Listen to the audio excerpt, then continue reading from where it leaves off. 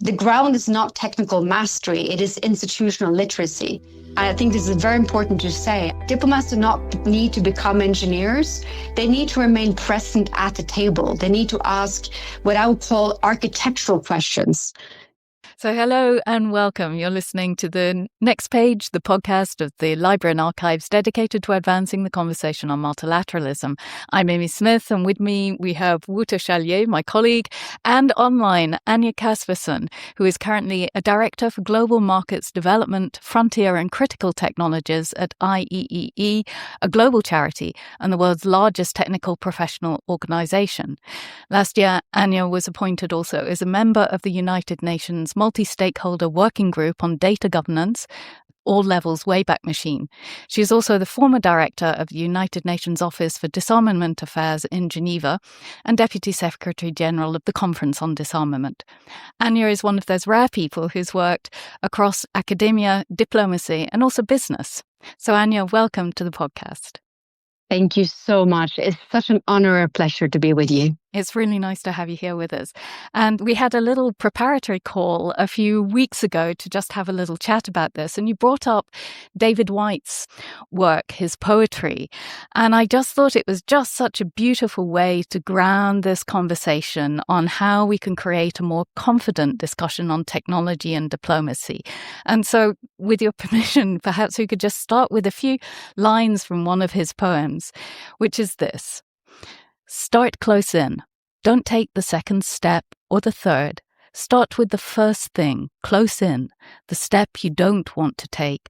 Start with the ground you know, pale ground beneath your feet. Your own way to begin the conversation. David Whyte. So, Anja, as someone who's working at this intersection of technology and diplomacy and ethics too, what's your way of beginning the conversation? Well, thank you for that question, and thank you for reading out the poem by David Whyte. I think it's a really nice framing for our conversation, and it was beautifully read. Reading poetry is also a bit of an art form on its own.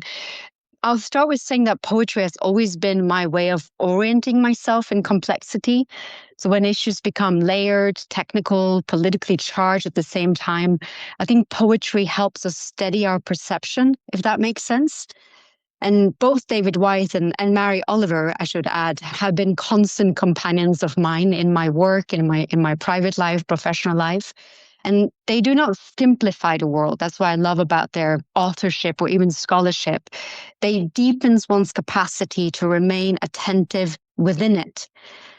Whyte also writes that the antidote to exhaustion is not rest, but wholeheartedness. And I think in diplomacy, that has often meant remaining present in rooms where progress is incremental and trust is very fragile.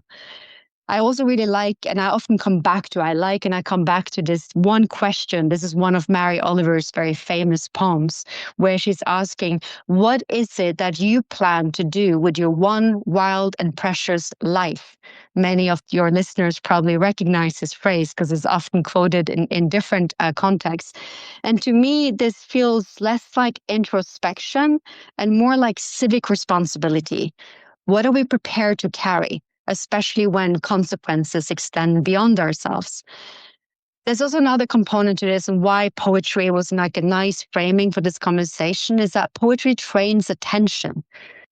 And attention in diplomacy is method. We talk about method acting when you watch movies, right? I think attention is very much the method acting not being, referencing that diplomats are acting in any way or form, but that there's a specific skill in there, which is that of attention.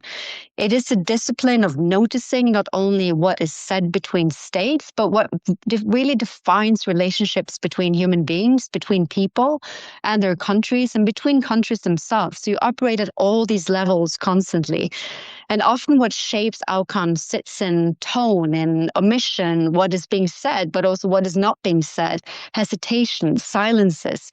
And that is where discernment begins. And I'll come back to this notion of discernment, when we continue our conversation. But I'll start with saying this, that discernment to me is not moral superiority. It is disciplined perception under pressure. And because we are living in extraordinary complexity, And in that extraordinary complexity, understandably so, maybe, binary framings are deeply seductive. They're easier to communicate, easier to commercialize, easier to mobilize around. You have these, you will hear people saying innovation or restriction, safe or unsafe, open or closed, under pressure. Our sensibility narrows when you are sort of confronted with these binary framings, and prediction hardens into inevitability.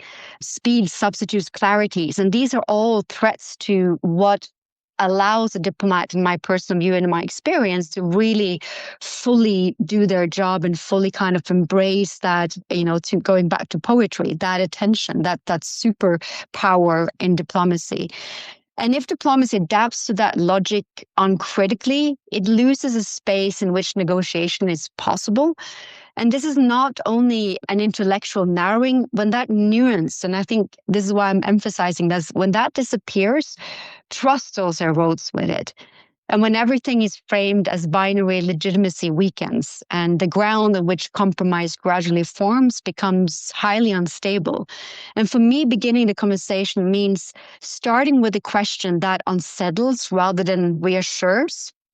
And if you allow me, because I'm a bit of an etymology nerd, and I have been since I was a little girl, I remember my parents were probably thinking I was a bit nuts at the time, but I really wanted, this dictionary of etymology that I, of course, as a young, studious girl, was reading from page 1 to page whatever it was, which is, of course, not how it's supposed to be read. But I often return to etymology when you're trying to work through concepts. I find it deeply instructive because words describe context as well as content, and they reveal how concepts first entered institutional life and what assumptions quietly accompany them. And I think with the onset, because we're going to be talking about technology in this conversation as well, and the reason I'm mentioning this kind of going back to the etymological origin of words is very important, is that with the onset of large language models, for example, this feels even more visible. These systems surface patterns at scale, and what is statistically dominant becomes amplified. What is repeated becomes normalized. Language shapes the field of interpretation. And etymology also reminds us that institutions like the UN really carry their own memory. The word multilateral comes from many sides. It does not imply uniformity. It implies structure that allows difference to coexist. And I think these days, with all the us and them narratives and the divisions and the skirmishes, it's really important to come back to this. Like, what does multilateral mean at its core? And the same thing with diplomacy, which historically involved mediation across distance. It was about negotiating meaning, careful translation between worlds and between languages. And today that distance is not only political, it's technological. Words therefore matter not just as ornaments, but as actual architecture.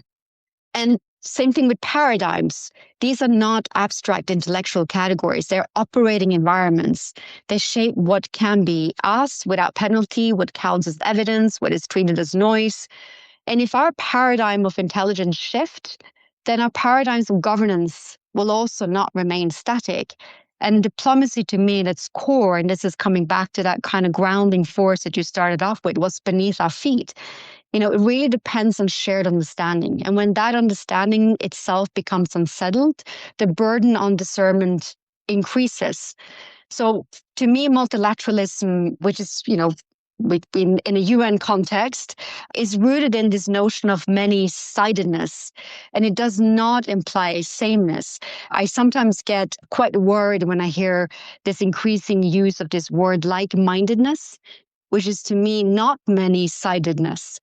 Very much a multilateralist at heart, and despite all the talk about multilateralism being under pressure, I think this is the one thing we have to preserve, we have to invest in.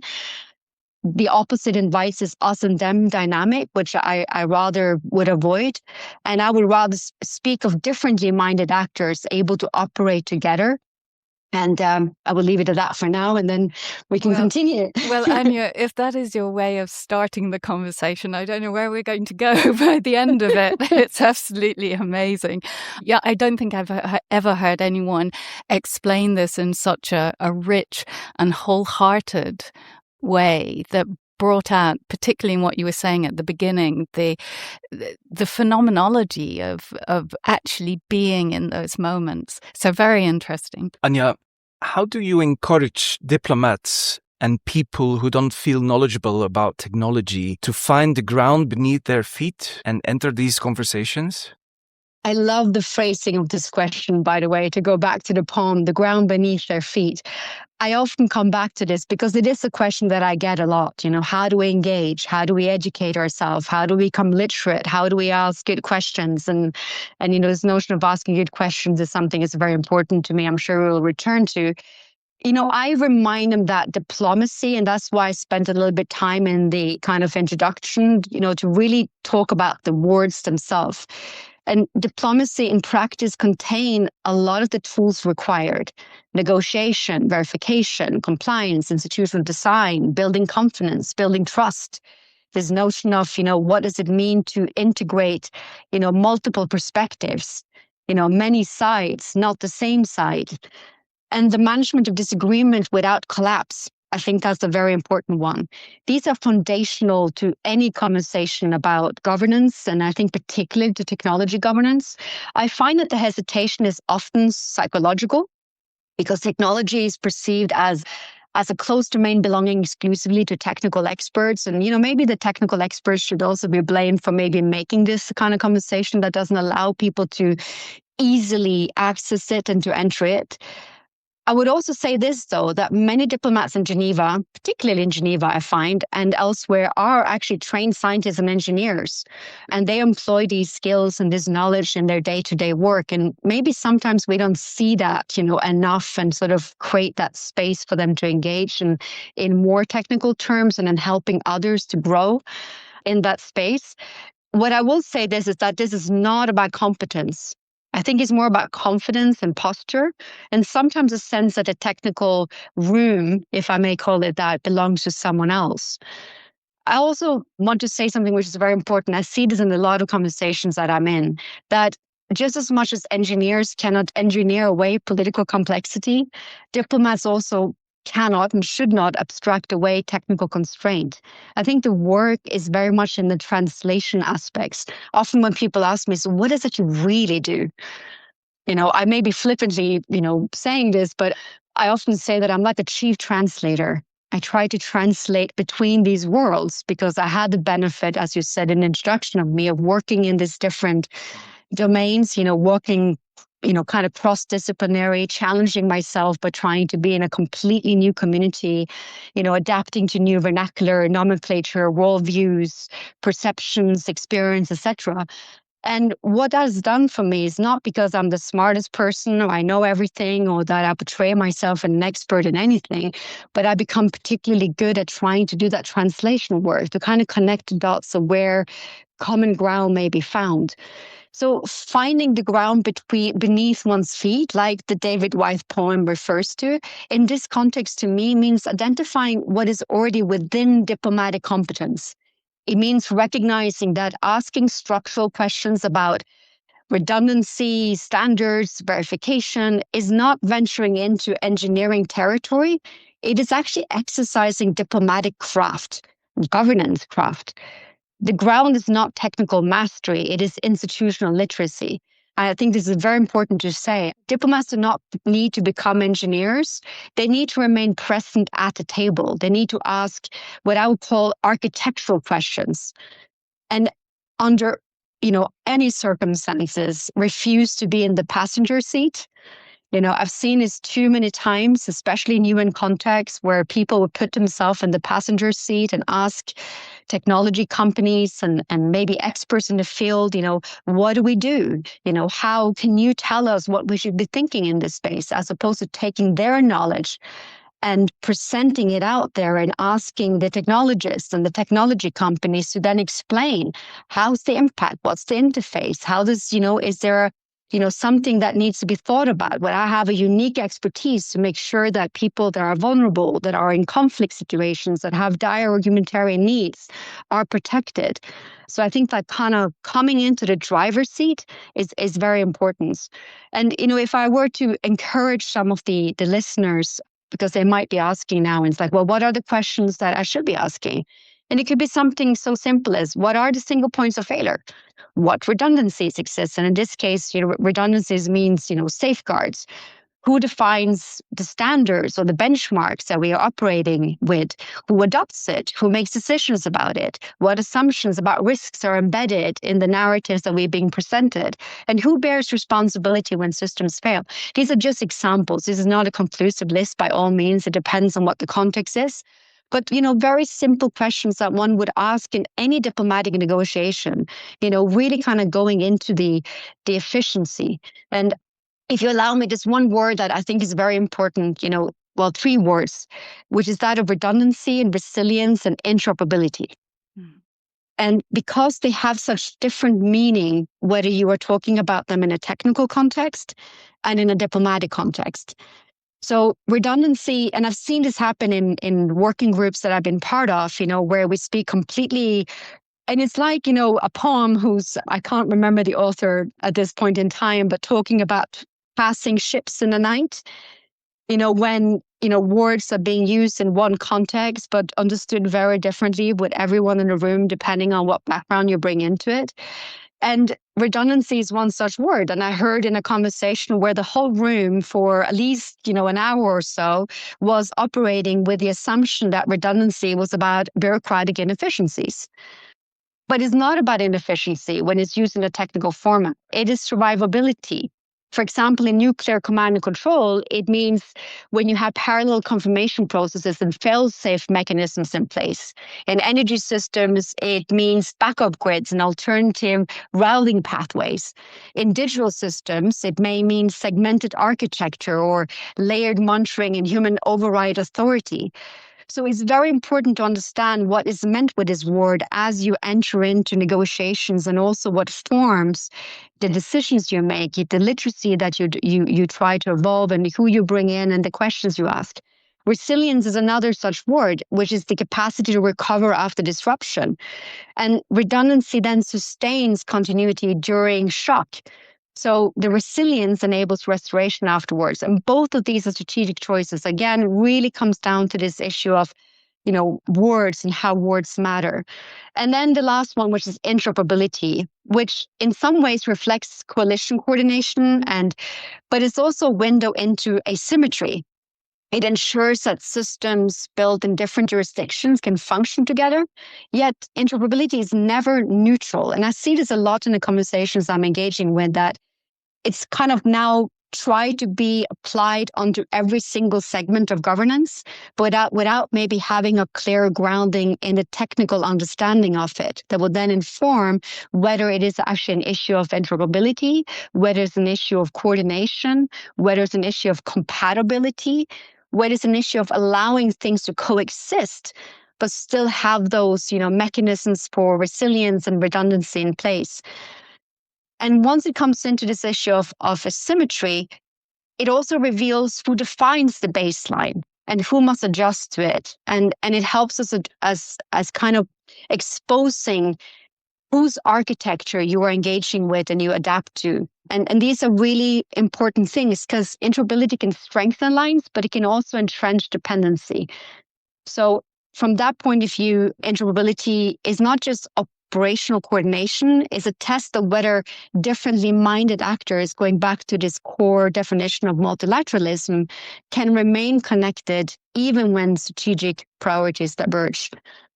And then the last thing, if I want to just focus on this, kind of what helps you kind of find the ground, beneath your feet, is kind of our thinking around friction. A lot of times in conversations about digital resilience, we talk about how dangerous it is to remove friction from our lives. That all this convenience, what does it actually do with us? And how important is friction to define what it means to be human? And define how we evolve as humans, and how we adapt, and how we, display compassion and empathy for one another.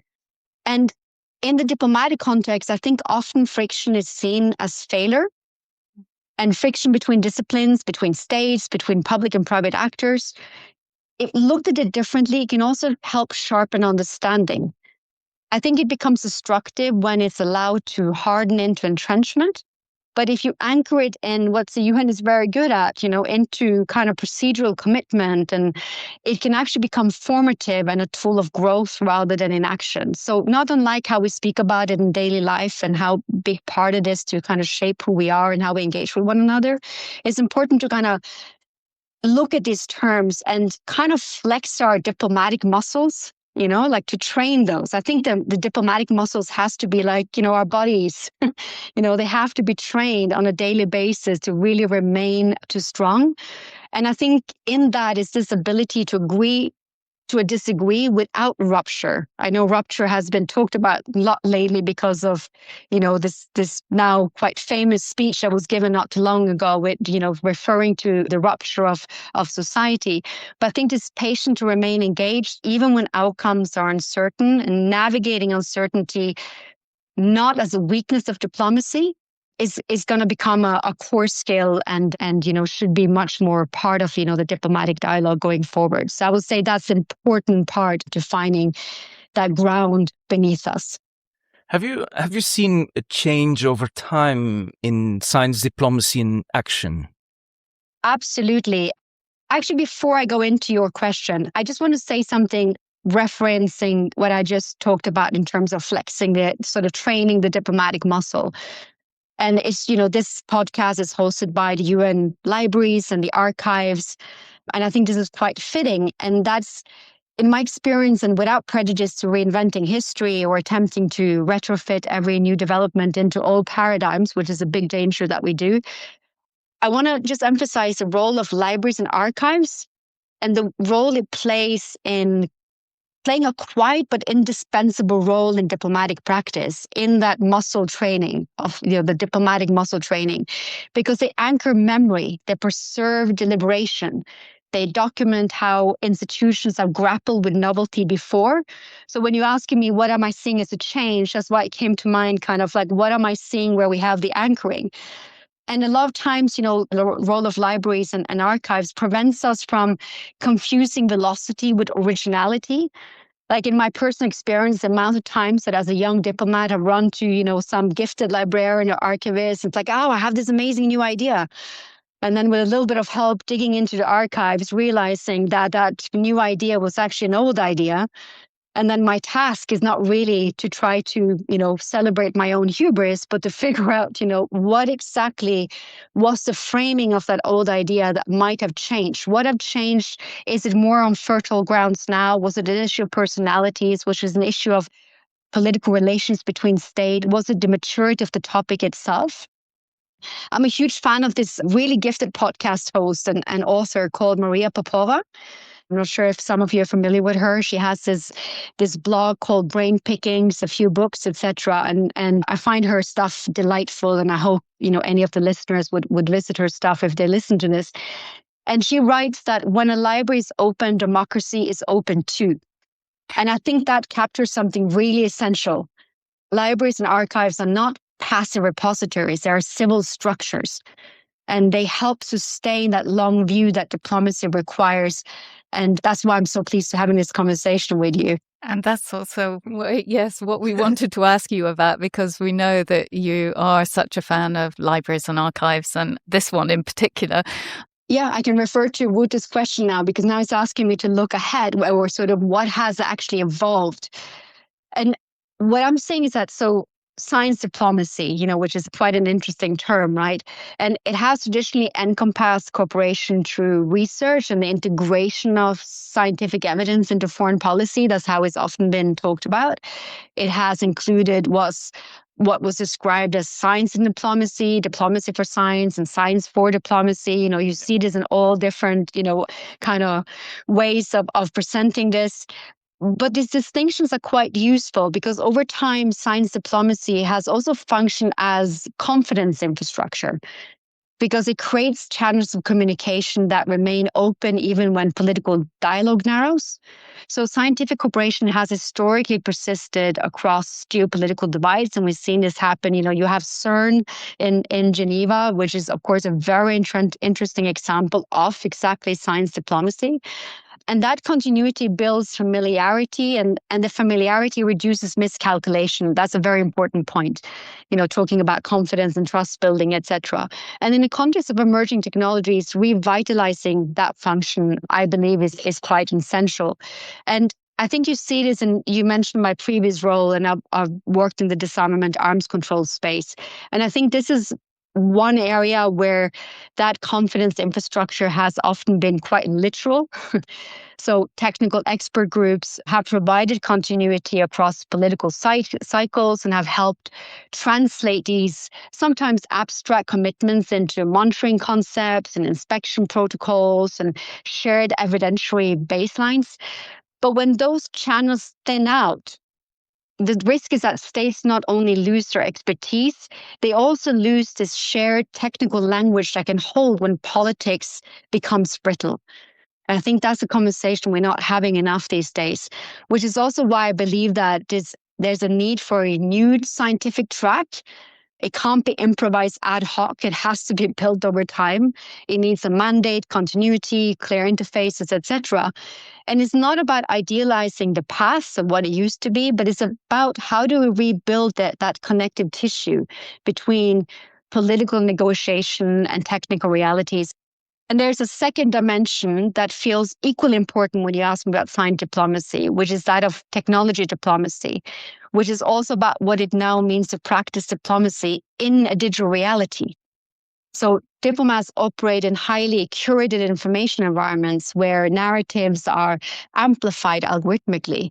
And I'm still not seeing enough conversations happening in this space. There's a lot of conversations about what happens with deepfakes, etc., but much fewer about how does that impact on the narratives that we diplomats, we people in the multilateral system engage with on a day-to-day basis. Because what we do know is that perception can outrun verification. Was it Reagan who said, trust but verify? And sometimes the scale and speed of how news gets generated, challenges that notion. And strategic communication is no longer peripheral to diplomacy. It shapes in real time, and truth itself becomes, a highly contested terrain. And so I don't think this is a communication issue per se, but it also alters how trust is sustained and how crises escalate, how legitimacy is perceived. Because when narratives are engineered at scale, part of the diplomatic work becomes about protecting the conditions under which the facts are established credibly, and to make sure that disagreement does not automatically convert into antagonism. And there's a lot to be said about this, and we can embed issues around how do you make sure that ethics is structural to this? How do we make sure that the commercial logic, which too often penetrate the way we talk about technology, does not kind of consume the conversation? But I think these are important framings to be had, that there are just multiple layers and shifts in how science diplomacy has evolved. And we're now much more into that space of, in my view, where scientists and technologists play an important role in amplifying diplomacy, as it has done traditionally and historically. And how do you revive that track? But also have a separate conversation, which is related but separate, of what does it mean to be operating in this digital reality, and how does that impact how we do diplomacy, that skill? What muscles do we have to train to operate in that environment? And does that require a different, going back to my point about attention, a different attention? Do we need to be attending to slightly different things in being able to operate in that new space? So Anja, you've worked on international security and geopolitics, and you have an amazing view of how emerging technologies are reshaping peace, conflict, and security. Could you tell us a bit about the most significant ways that AI and other technologies are changing the landscape of international security and arms control?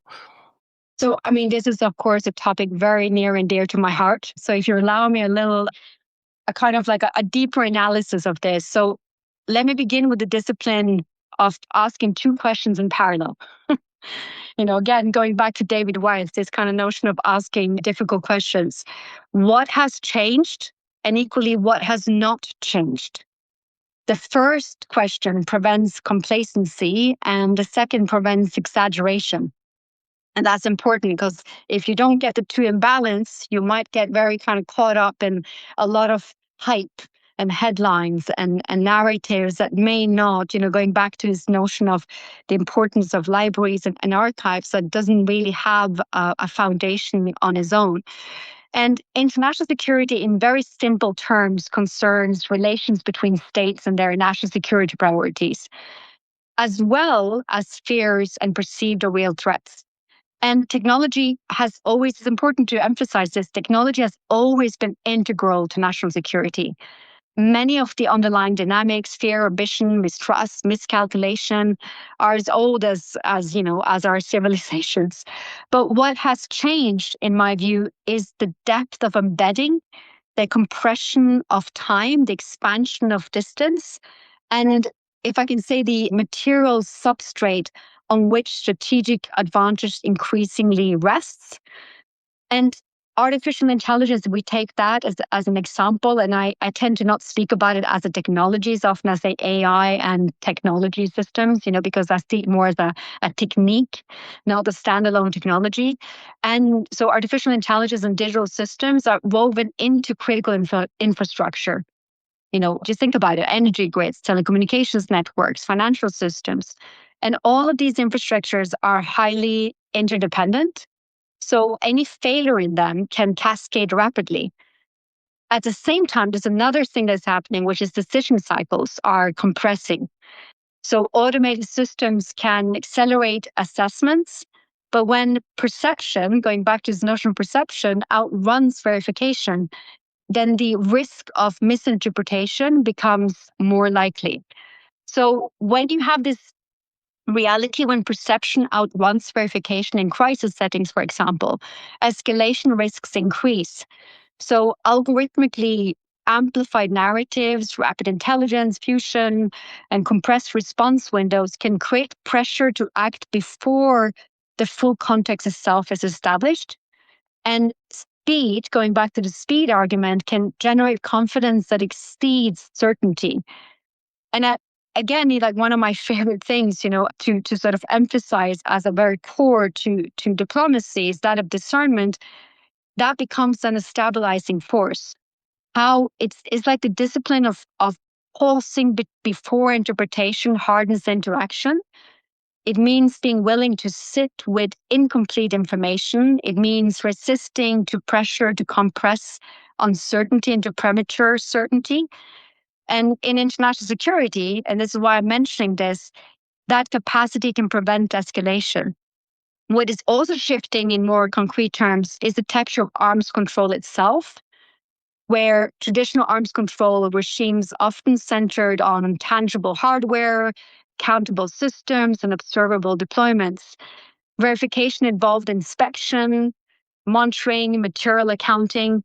But with emerging technologies, particularly AI and advanced software systems, the objects of control has become less visible because this code can be updated remotely, capabilities can evolve through data retaining rather than physical modification, and the line between civilian and military infrastructure becomes increasingly porous, fragile. And there's also this notion of dual use entanglement, things that have been developed, for one purpose being repurposed into a new domain. And this is an interesting thing with dual use, because traditionally that term was often used for where investments would go into military infrastructure that had to demonstrate a civilian application, because these were large public acquisition processes. But increasingly, what we're seeing with this dual use, and why it's sometimes a difficult term to use in this aspect, is that more and more of the infrastructure is becoming very important, for military purposes. So the perception of dealing with or the perception of threats and the appropriate responses is actually developed out of commercial applications that are now being retrofitted into military domains. So that's also something that has really shifted. How do you engage with these notions of dual use, and who's in control, and where do you put in those mechanisms, those oversight mechanisms? So I mean, I can go through a long list of, how all of these things have changed, cyber physical systems, hardware storage and compute. But maybe a more helpful thing to tell the listeners is just one kind of very practical examples. When I served in Geneva as Director of Disarmament and Arms Control, there was one very noticeable thing that relates to your question, which is the absence, going back to your previous question, of science diplomacy. And because arms control used to quite successfully integrate scientists around the table, and I, in my time, tried, my very best to encourage delegations in Geneva and in New York to bring both scientific technologies and there are a lot of scientific technologies out there that would also be comfortable in operating at that intersection between policy and science. But it was quite difficult. But it's so important because that parallel scientific dialogue is what is needed to build trust and to build common ground where there might be none sometimes. These are national security imperatives, and people come in already kind of feeling quite entrenched in their positions, naturally so, as an extension of their foreign policy objectives. And how do you kind of create that space for dialogue? In some of the early disarmament treaties, there was actually a very, very strong parallel track of scientists coming together, going through some of the issues around nomenclature and terminology, different views of the world, making sure that we're looking at the same benchmark, that we understood the same thing with the different words that were being used. And then eventually, this kind of fizzled out a little bit. And I looked into why was that, why was this kind of deprioritization of that scientific dialogue? And one could look at it in many different ways. There was an issue of prioritization. There was an issue of maybe not having the same sense of shared urgency. There was not maybe thinking that this was a good investment at a time, or maybe just that what was happening in the technology space, there was more of a clear division between the military and the commercials, and maybe it was not felt as present. So I think that's a very important part to get back to. So what has shifted is that technology and maybe particularly artificial intelligence have sort of amplified a lot of the old paradigms, and at the same time creating a new set of paradigms. And the ways of engaging with it is also bringing greater scientific and technical literacy to what really is at stake, and to maybe look differently and alternatively into, how to rebuild that. Yeah, I was really struck by what you're saying about the way things have changed, and particularly about the dual use. What's still missing also in terms of anticipatory knowledge from the way that we deal with AI and emerging tech and an institutional way? One of my great concerns in this space is that we remain too reactive rather than responsive. We talk about anticipation, and that reactiveness invites a type of hubris that blinds and paralyzes rather than invites engagement and action and inquiry and questions. When Dr. Strangelove was, the movie about sort of a nuclear doom, and Stanley Kubrick was interviewed by a journalist right after the launch of the movie. He was famously asked, if he was worried, and you have to remember that these are very different times, and the kind of fear of a nuclear, end of the world was quite real for a lot of people. And he was asked, whether that was something following having done this movie he was worried about. And he responded saying that he was not worried about the nuclear collapse of the world. He was more worried about human hubris. And I often come back to that because I do think that, that is a real concern and a real danger. And I was speaking at an event not too long ago, and someone was asking me, what's my personal ways of preparing? How do you check in with yourself? And I said, well, I check in on my hubris multiple times a day. Like, how many times haven't one of us, especially when we get enthusiastic about our topic or, feel that we have something to convey, find ourselves, talking and sort of displaying all that hubris, which is so wonderful about humans, but can be so dangerous if it goes unquestioned. And especially when we lose the ability to question it ourselves. So that's one kind of answer to your questions. The other one is, this danger of like trying to govern after deployment rather than before embedding altogether. So we often treat harm as something to remedy after the fact rather than something to prevent through design constraints. I think that's very relevant. We talk about AI systems and some of these larger models, etc., and technology that is highly reliant on these new systems and techniques, AI techniques. We also underestimate kind of second order effects. For example, interoperability, which I mentioned before, interoperability choices, procurement standards, data governance decisions, infrastructure dependencies. These can lock in pathways that are difficult to reverse. So, and sort of saying that, I also think we need more anticipatory governance, scenario planning, stress testing, because sometimes I see this, really brilliantly done, nicely. There's a consultant that created a great PowerPoint slide and they have all these like various scenarios, etc. So I'm not talking about that. And it makes you sort of choose. It can be 1, 2, 3, or 4. And then it's like high likelihood or low likelihood. I mean, I've done a lot of that myself, and I used to believe in this, very strongly that this was the pathway to go. And I still think it is like very important skills and important methodological approach to many of these things. But I often see that people are not able to really engage with it. Because it becomes abstract, it becomes theorized. It's not something that really sits with their own reality. So a lot of times it's like, how do you do that? How do you plan for scenarios? How do you stress test those scenarios? How do you do those? You really invite inquiry about not just how a system works or what scenario will play out, but what will it do with institutions? What will it do with incentives? How would it impact societal resilience, over time in the short term? How would it impact on your engagement with one another, our ability to feel and kind of demonstrate empathy and even, like I said before, even asking questions or display discernment. And I think by doing it, what you're doing is that you're taking those scenarios, that anticipatory governance, and you kind of bring it back. So I always say that I like to do scenarios planning where you take people forward in time and then you bring it back to the brutal reality of where you are right now. Like, so if we play all of those things out, what does that mean for the decisions you make right here and now? Because that's one of the dangers that we are facing right now, and which I was trying to do initially with your questions, is kind of to push back on these deterministic framings that are constantly being pushed, especially when we talk about technology and AI. If not us, they will. It will happen no matter what. It's inevitable. Innovation at all cost.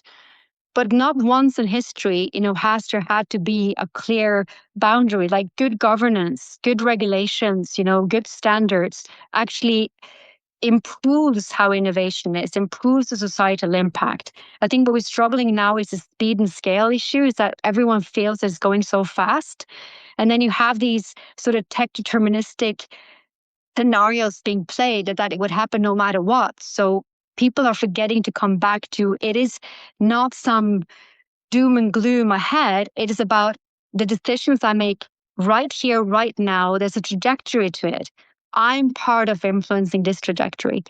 And so for me, a lot of the anticipation comes in helping people to change their inquiry right here and now.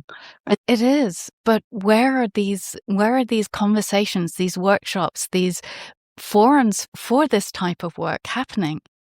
It's a good question. I mean, there are, groups that are doing this really well. There are, I know there are educational programs, some of the big universities, do a lot of kind of scenario planning, etc. But I have to say, like, strictly speaking in kind of my wearing my personal hat and bringing in my personal experiences, they don't happen enough. And I feel like I'm constantly, every time I go into a public conversation about this, I feel like I'm battling against these narratives that things are inevitable. Things are just going to follow a certain trajectory. And bringing people back into that space where, you really question, you allow yourself to fast forward 10 years or 15 years or even 5 years. And then you backtrack. Because it's always, we all been in a situation where we do something and then, the benefit of hindsight, right? You're thinking, oh, if I had done it differently. And then you learn as a human being that you also have to, accept that sometimes you make decisions and there's not much value in the benefit of hindsight.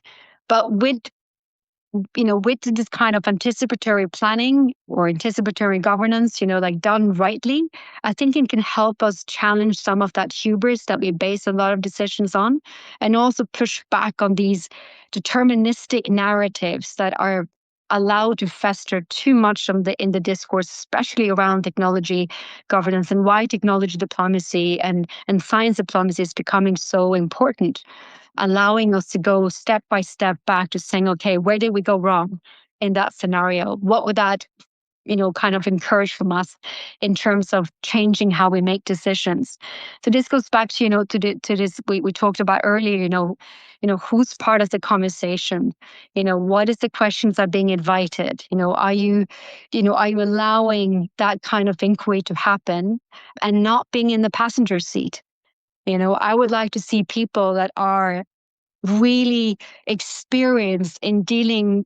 I remember my former boss, Peter Maurer, with the ICRC, and sitting in conversations with leaders in the tech industry and people that are really pushing this, I will say, quite forcefully deterministic narratives, but he can bring it back to the person he had just met, coming out of a horrific situation, highly now reliant in sort of new conflicts. People are very highly technological, they're highly reliant on digital infrastructure, but really addressing what were their needs and their concerns, their vulnerabilities, what did it mean to them? How is context different? Like really allow that kind of contextual, the contextual reality also help us, have better inquiries about some of the assumptions we make. I think this is really, really important. So your question about, how do we distill more anticipatory governance? I often say that some of the things that are really missed in the overall kind of civil discourse is a trained ability to sit with contrasting realities, skills in doing kind of deep discernment, even when it makes us feel really, really uncomfortable. This ability of being able to disagree with other people, but without allowing, as I was saying before, not allowing things to collapse as a result. I've seen too many times that we're losing that skill a bit. People will go into conversations and they have a disagreement and they will walk out, because they don't know how to engage with that disagreement. I also think that one of the things that I feel really passionate about is actually listening to what is not being spoken about. And I think this goes to the anticipatory governance. There's Pierre Bourdieu, which is a French sociologist. He had a lot of really good writing in the 50s and the 60s, and he spoke about dogmas and kind of a new anthropological literature. We speak about this as social silences, but also strategic silences. So social silences might be, silences that are curated by some that will try to preserve a certain narrative. Strategic silences, there are many types of silences, and you can add different, kind of buzzwords to it. Strategic silence is more of a intentional way of shaping narratives. But this notion of social silences, what is not being spoken about, often tells us more about what's going on than if you are just paying attention to the noise. So this goes back to my point about attention, which I think is a superpower. Being attentive, but listen to what is not being said. And that sometimes tells you more about what's required for that anticipatory governance than anything else. Yeah, it goes back also to what you were saying about speed and this ability to slow down and not be in this space of reaction. Exactly. Like, how do you pause? And I'm not saying people need to pause and going on a 10-day meditation retreat pause. I'm talking about taking a deep breath and pausing and actually listening. So going back to this, what's beneath your ground? What am I seeing? What am I feeling? What am I hearing? And maybe even as important, what am I not hearing? So it's like kind of really focusing your attention. And sitting with that uncertainty. And sitting with uncertainty, which we are actually becoming terrible at, because, and this goes back to kind of my cautionary tale about this, world in kind of binary, seeing the world in terms of binary realities, is that, and we see this across the board in any domain across the world, that people are kind of clinging on to these binary realities, not because of lack of knowledge or competence or whatever, because there's some comfort in it. And it's deeply exhausting to feel that you're constantly uncomfortable. So you want to cling on to something binary. It's either good or it's bad. If it's something in the middle, what does that mean? What does that require of me? How does that change what I'm doing? How does it change what I'm doing as a diplomat? How does it change what the UN is doing in a certain space and how it's positioning and posturing and what it's encouraging or discouraging? So very important, kind of very human traits to bring us back to. And that's where I'm seeing, we talked about what changes in these various fields, that investment into the human side of things, the human skills. I see a massive investment happening, in capabilities and infrastructures and hardware and computational structures and compute. Where we're seeing a massive drop is that investment in what does this mean for building human skills? What does it mean to build literacy among people? What does it mean in terms of building more protective layers around those who are more vulnerable in society? And I'm thinking particularly now of children, but also people that are coming of the aging population or people that might find themselves in conflict and highly contentious environments. How do we build those protective layers? And that requires a lot of deep thinking and sitting with a lot of uncertainty and facing up to both the discomfort of these conflicting realities and also the discomfort of that there is no such thing as full certainty. And I think technology has just amplified that. But it's also very exciting, all that possibility for growth and learning. I just wondered, going back to the poem that we started with, finding the ground beneath our feet, also perhaps to close, I was wondering what would be the step you would invite us to take first? So I would go back to where I started off, which is this notion around discernment. I would strengthen discernment as for lack of a better word, as a sustained practice. So this willingness to remain with complexity without collapsing it into simplified frames. So, and I would say to really try to instill this, in people and in institutions, this courage to protect nuance, even when it's very inconvenient. And back to the poem, begin close in, that's the phrase that White uses and suggests. And to me, that means staying attentive to the ground beneath your feet. And it means going back to what I said earlier, like involve all your senses. What are you seeing? What are you sensing? If something feels off, it probably is. And the ground is not certainty. I don't think that's what he's referring to, and it's certainly not what I read from the poem. It is actual responsibility. It is a discipline of asking what we know, what we do not know, how we know it. So going back to their hermeneutics and heuristics, what meaning do we attach to it? Do we give to it? Who's saying it? Whose story are we listening to and who gets to tell the story? And maybe very importantly, who may be affected by the systems we are embedding and what are the differentiated impacts, as I call it, because no system and no trajectory, no political decision is going to impact on people in the same way. Are we sufficiently ready to kind of engage with those differentiated impacts on people? And, I said this in the beginning, to kind of return to White. One of his other poems, and I won't read it out here, but he kind of really emphasizes this notion of asking difficult and what he says, beautiful questions.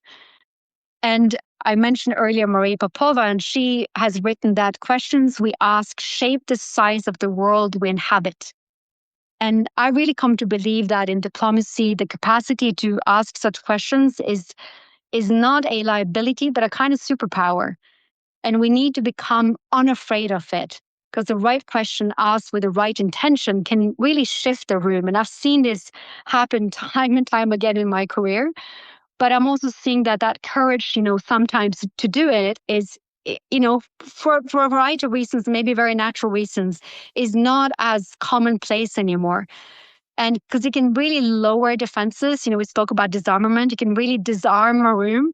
And it can invite thought where there was only posture in the beginning. It can create common ground where, when none seemed available at the same time. So this is going back to this kind of notion of how do we listen? And I've seen time and time again that, and I'm a trained diplomat. And as a trained diplomat, you often come into a room with a very clear position, with a very clear posture. But when you get very embedded into that, I need to get that across. I'm going to win this argument. I'm going to get people to agree with me. This is the posture. This is the position I need people to agree with. Your sense of hearing disappears. So you're not listening to where there might be convergence. You are constantly on alert. Your whole, amygdala is kind of fired up and is listening to where there might be divergences. And I've seen people come out of negotiations, and all they heard was where there were disagreement. And when I pointed out, I was like, oh, well, that's really interesting because I heard you actually have agreement on this. And they didn't hear it because it was not part of the posturing. So they kind of failed to see where the agreement might lie. Now, that doesn't always invite that there will be, treaty or consensus around anything, but it kind of allows you at a kind of very human level, maybe build on something that allows you to go into the more difficult questions where, disagreement and divergence might exist and will continue to exist, but it allows you to maybe embrace it slightly differently. The other thing I would say is that caution against is what I said earlier. Don't lean into binaries too quickly. Ask whose narrative is shaping the frame. Get out of the passenger seat. Ask who benefits, who bears the risk, what is being normalized, through the language that is being chosen for this particular debate. And I would just bring my attention to one person that really impacted on my entire career and my scholarship and my thinking, which is my late professor, Professor Christopher Coker. And he wrote this book about humane warfare, obviously arguing that there's no such thing as humane warfare. He wrote it in 2001, so it's a long time ago. And I really recommend people to read it because it was way ahead of its time, addressing some of these dilemmas and ethical conundrums, etc., we face with now in terms of how technology impacts on international security and our thinking about war and warfare and the ethos of war, the ethos of conflict. And he warned that real danger lies in how we are distancing ourselves from our own humanity.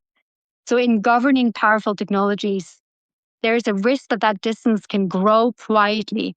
And the stewardship that is required is in that we notice it and that we resist it. And not only for ourselves, but for those who will, have to live with and are impacted by or even inherit the systems that we're shaping. So I think this kind of notion of asking difficult questions for me is not about sharpening divisions, but is to deepen understanding. And the more we deepen understanding, the more it allows us to be mindful of the assumptions that we bring into it. As I said, to really challenge our own hubris, the frames that we adopt, the paradigms that we like to kind of apply to everything we see, and the histories that we shape with our interpretations. And just going back, this is why I think it's so important with libraries and archives, this kind of at the core of how democracy works, because libraries and archives really allows us to challenge those assumptions. And I think also becomes widely important as we are needing to deal more and more with content that gets generated. How do we know what we're looking at is historically accurate? And how do we protect the archives from being tampered with or being used in ways that they shouldn't be used? And sort of, I always say, we need to keep a sort of a very physical copy of our lived experiences to fully be able to live our experiences. What a wonderful way to end. I think you have really very much shown us the way, our first steps forward, and given us so much food for thought. Thank you so much, Anja. Thank you so much, Anja. Thank you so much for having me.